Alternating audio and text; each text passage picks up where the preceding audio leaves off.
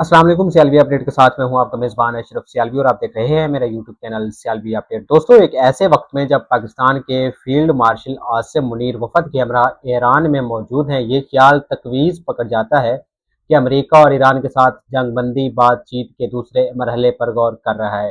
پاکستان کی میزبانی میں ہونے والی امریکہ ایران بات چیت 20 گھنٹے جاری رہنے کے بعد کسی نتیجے پر پہنچے بغیر ختم ہوئی تھی، تاہم 2 ہفتوں کی جنگ بندی اب بھی برقرار ہے۔ ان مذاکرات کے ختم ہونے کے لیے ایک ہی دن بعد صدر ٹرمپ کی جانب سے ایران کے بارے میں نئی حکمت عملی کا اعلان سامنے آیا، جس میں آبنائے ہرمز کی ناکہ بندی کی تجویز بھی شامل ہے۔ یاد رہے کہ آبنائے ہرمز وہ اہم آبی راستہ ہے جو تیل کی عالمی تجارت کے لیے شاہراہ کی حیثیت رکھتا ہے۔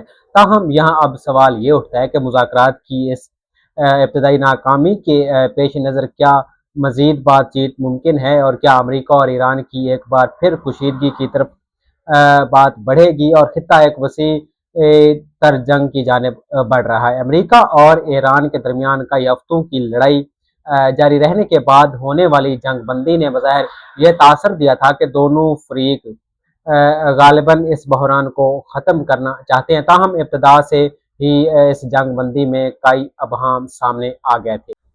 اس جنگ بندی کے دائرہ کار، اہداف کے تعین اور اس کی خلاف ورزی کے اثرات سے متعلق اختلاف نے ماہرین کو یہ سوچنے پر مجبور کیا کہ یہ جنگ بندی کوئی پائیدار معاہدہ نہیں بلکہ ایک عارضی وقفہ ہے۔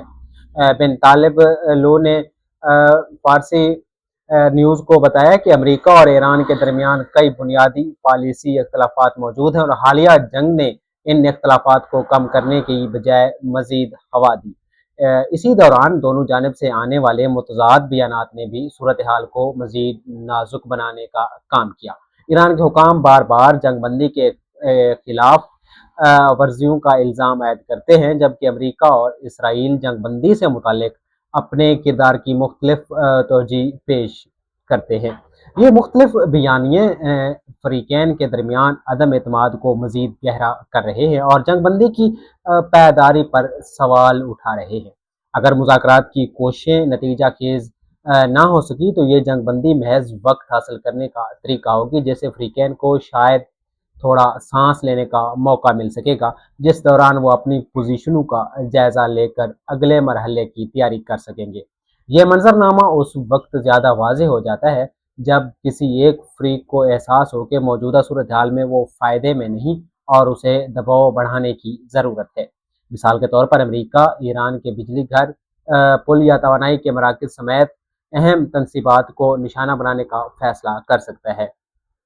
ایسے حملے قلیل مدت میں دباؤ تو بڑھا سکتے ہیں، لیکن ان کے انسانی اور معاشرتی اثرات بہت سنگین اثرات ہوں گے اور ایران کی جانب سے سخت رد عمل کا خطرہ بھی موجود رہے گا۔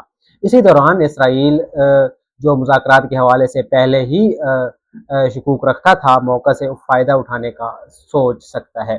بین الاقوامی امور کے محقق حمید رضا عزیزی کے مطابق اسرائیل ایرانی شخصیات یا مذاکرات میں شامل افراد کو نشانہ بنانے جیسے اقدامات کر سکتا ہے۔ انہوں نے مزید کہا کہ صدر ٹرمپ کی آبنائے ہرمز کی ناکہ بندی کی پالیسی بھی فریقین کے ارادوں کے برعکس تصادم کے خطرے کو بڑھا سکتی ہے۔ اگرچہ کشیدگی میں اضافے کے امکان کو رد نہیں کیا جا سکتا، تاہم خطے میں وسیع جنگ اور عالمی معاشی دباؤ سمیت اس کے ممکنہ بھاری اخراجات اس صورتحال کی جانب کم از کم فوری طور پر بڑھتا نہیں دکھا رہے۔ سب سے زیادہ جس بات کا امکان دکھائی دیتا ہے وہ یہ ہے کہ امریکہ اور ایران ایسی صورتحال میں واپس آ جائیں جسے کنٹرولڈ ایکسکلیشن کہا جاتا ہے، یعنی کشیدگی تو بڑھے گی مگر مکمل جنگ تک بات نہیں پہنچے گی۔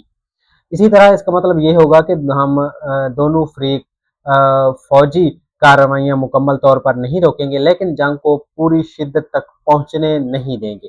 اس دوران بحیرہ احمر میں سرگرمیوں، تنظیموں سمیت ایران کے حمایت یافتہ گروہوں کی کارروائیوں میں بھی اضافہ ہو سکتا ہے، جبکہ ساتھ ہی امریکہ ان نیٹ ورکس پر دباؤ بڑھا سکتا ہے۔ اس طرح تنازع کا دائرہ پھیل سکتا ہے، چاہے اس کی شدت نہ بڑھے۔